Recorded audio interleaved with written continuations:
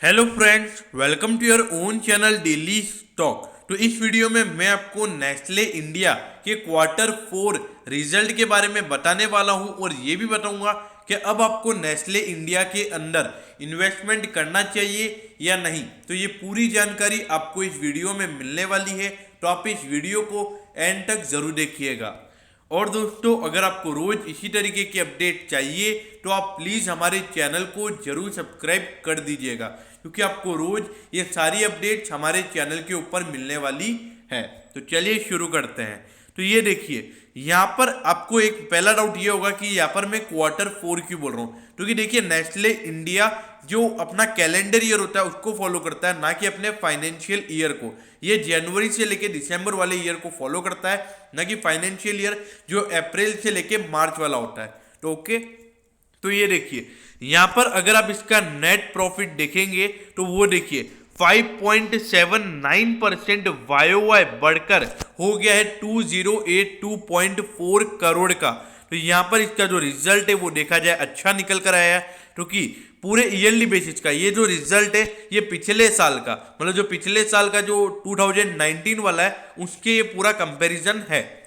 तो ये देखिए पूरे साल का अगर जो कंपनी का मुनाफा देखेंगे तो वो 2082.4 करोड़ का निकल कर आया है, जो कि 2019 से कंपेयर करें हम तो उसमें 5.79% का ग्रोथ देखने को मिला है। अगर आप कंपनी के रेवेन्यू की बात करेंगे, मतलब कंपनी के सेल्स की, तो उसमें 7.93% का ग्रोथ देखने को मिला है, और जो टोटल रेवेन्यू कंपनी का निकल कर आया है वो है 13,350.03 करोड़ का। तो देखिए यहां per year on year basis पे मैं बात करूं, पूरे साल के प्रॉफिट की अगर मैं बात करूं तो यहां पर नेस्ले इंडिया का अगर प्रॉफिट देखेंगे तो अच्छा निकल कर आया है, और आप एफएमसीजी कंपनी से ज़्यादा एक्सपेक्टेशन भी नहीं रख सकते। आप इसमें ऐसा नहीं देख सकते कि इसमें आपको 15 से 20% की मिनिमम ग्रोथ देखने को मिलेगी, ऐसा आप नहीं देख सकते। अब रही बात इसके क्वार्टरली रिजल्ट की, तो ये देखिए अगर आप इसके क्वार्टरली रिजल्ट्स की बात करेंगे तो इसमें 2.25% की ग्रोथ देखने को मिली है, मतलब कंपनी का जो मुनाफा है वो 2.25% बढ़कर हो गया है 483.31 करोड़ का। तो यहाँ पर फिर से कंपनी के रिजल्ट अच्छे हैं, थोड़ी सी ग्रोथ ही देखने को मिली है लेकिन रीजनेबली अच्छी ग्रोथ है। अब अगर आप कंपनी के रेवेन्यू की बात करेंगे तो यहाँ पर कंपनी का क्वार्टर में रिजल्ट में अगर आप देखेंगे तो 8.42% की ग्रोथ कंपनी के क्वार्टरली रिजल्ट में रेवेन्यू में देखने को मिली है, और जो टोटल रेवेन्यू कंपनी का निकल कर आया है वो है 3463.1 करोड़ का। देखिए दोस्तों, ये जो नेट प्रॉफिट मैं आपको बता रहा हूँ ये क्वार्टर 4 का है, ये वाला जो प्रॉफिट है ये क्वार्टर 4 का है, और ये पूरे साल का प्रॉफिट है। और ये जो रेवेन्यू ये पूरे साल का, मतलब जनवरी 2020 से लेकर जो दिसंबर 2020 है जब तक का, और ये जो है ये अपने अक्टूबर से लेकर दिसंबर तक का रिजल्ट है कंपनी का। तो आप इसमें कंफ्यूज मत होइएगा। और देखिए अगर आप इसके शेयर होल्डर हैं तो आपके लिए एक अच्छी बात है, कंपनी ने 65 रुपीज़ का डिविडेंड डिक्लेयर किया है, जो कि आज की करंट मार्केट प्राइस के ऊपर सिर्फ 0.03% होता है। लेकिन देखिए एमआरएफ के तो ये खासा अच्छा डिविडेंड है, क्योंकि कहा एमआरएफ का शेयर 97,000 का शेयर है और उसमें सिर्फ 3 रुपये का डिविडेंड है, और यहाँ पर ये भले 17,000 का शेयर है और इसमें आपको 65 रुपीज़ का डिविडेंड मिल रहा है। तो देखिए ओवरऑल अगर देखा जाए तो यहाँ पर मुझे रिजल्ट अच्छे लग रहे हैं। एक्सपेक्टेशन मार्केट की थी कि थोड़ा कम से कम 10% का ग्रोथ देखने को मिलना चाहिए था, लेकिन देखिए मैं एफएमसीजी से पर्सनली इतना एक्सपेक्ट नहीं करता हूँ कि उसके अंदर आपको 15 से 20% की ग्रोथ देखने को मिलेगी। क्योंकि आप खुद देखिए अगर आप मैगी खरीद रहे हो तो अगर आप पर मंथ की सपोज आपने 4 मैगी खाई तो अगले महीने आप ज़्यादा से ज़्यादा 5 खा लोगे। तो इसमें यूँ तो नहीं कि आप ओवर कंज्यूम करोगे अपने आप के लिए। तो वैसे ही यहाँ पर आपको ज़्यादा वो क्या कहते हैं कि ज़्यादा रेवेन्यू बढ़ता हुआ नजर नहीं आ सकता। अगर इसमें अगर आपको मेन दिक्कत अगर देखी जाए तो इसमें प्रॉफिटेबिलिटी बढ़नी चाहिए, मतलब रेवेन्यू अगर कांस्टेंट भी रह रहा है तो कंपनी की प्रॉफिटेबिलिटी बढ़नी चाहिए, क्योंकि कंपनी के जो मार्जिन परसेंटेज है उसमें ग्रोथ देखने को मिलनी चाहिए। लेकिन यहाँ पर अगर आप देखेंगे तो एक ही दिक्कत है, वो ये कि कंपनी का रेवेन्यू इतना बड़ा है और प्रॉफिटेबिलिटी कम बढ़ी है एज कंपेयर टू रेवेन्यू। तो ये बता रहा है कि कंपनी के जो मार्जिन परसेंटेज है उसमें गिरावट देखने को मिली है। तो यहाँ पर जो कंपनी का जो मार्जिन परसेंटेज है, प्रॉफिट मार्जिन परसेंटेज, उसमें गिरावट देखने को मिली है। तो ये एक कंपनी के लिए पुअर बात है। अब ये देखिए सेक्टर का पी 48 का है और आपको मिल रहा है 84 के प्राइस टू अर्निंग पे। लेकिन देखिए मार्केट लीडर, जो मार्केट लीडर है उसके लिए महंगी रेटें देनी पड़ेंगी, इसमें कोई भी शक वाली बात नहीं है। और भले ही अगर आप इसका प्राइस टू बुक देखेंगे तो प्राइस टू बुक इसका सेक्टर के मुकाबले लगभग 8.5 टाइम्स है, लेकिन आपको महंगे रेटों पर ही खरीदना पड़ेगा। अगर आप ये सोच रहे हैं कि ये लगभग आपको सेक्टर के प्राइस टू बुक पे मिल जाएगा, सेक्टर के प्राइस टू अर्निंग पर मिल जाएगा, तो ऐसा बिल्कुल भी नहीं है। ये आपको कभी भी उस रेटों पर नहीं मिलेगा।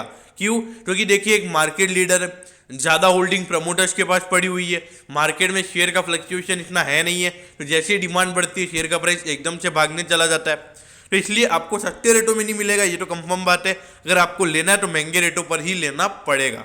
अब रही बात डिविडेंड की, तो देखिए सेक्टर में 1.54% है और सेक्टर के मुकाबले यहाँ पर आपको अच्छा डिविडेंड भी मिल रहा है। देखिए 17,000 रुपये का शेयर है तो उसके ऊपर लगभग 2% अगर देखा जाए तो साल का 300 से 340 रुपये का डिविडेंड होता है, जो कि मेरे ख्याल से अच्छा डिविडेंड है, इसको बुरा डिविडेंड नहीं कह सकते।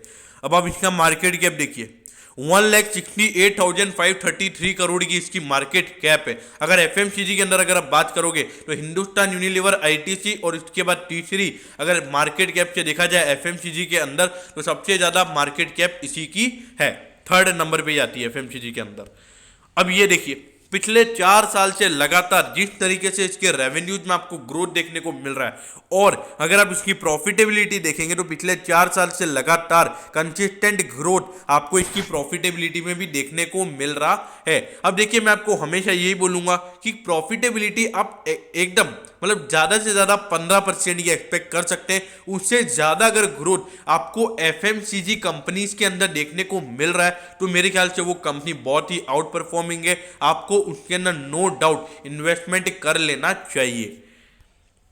अब ये देखिए 17,217 रुपये का ये शेयर अभी चल रहा है और मार्केट को पहले से थोड़ा एक्सपेक्टेशन था कि इसके थोड़ी सी प्रॉफिटेबिलिटी कम हो सकती है, तो इसलिए यहाँ पर लगभग 1.5% की गिरावट इसमें देखने को मिली है आज। और ये देखिए 18,844 का इसका हाई है, मतलब लगभग आपको हाई से 1,200 रुपये डिस्काउंट पे मिल रहा है। तो 1,200 रुपये अगर देखा जाए तो लगभग 6 से 7 मैक टू मैक 6 से 7% आपको अपने ऑल टाइम हाई से डिस्काउंट पर मिल रहा है। लेकिन देखिए अगर यहां से ये सिर्फ अपने हाई पर चला जाता है तो आपको 6 से 7% के रिटर्न देकर चला जाएगा। देखिए अब क्या करना चाहिए, देखिए अगर आपने लॉन्ग टर्म के लिए नेस्ले इंडिया को पहले से बाय कर रखा है तो बने रहिए, उसमें कोई दिक्कत नहीं है। Nestle India is a very good company और मेन बात यह कि इसके प्रोडक्ट्स लोग खाते हैं, हमेशा खाते हैं, और ऐसा नहीं कि अगर आपने एक बार मैगी खाई है तो आप दूसरी बार नहीं खाओगे, आप खाओगे दूसरी बार भी। और अधिकतर तो लोग एडिक्टेड भी हो गए मैगी से।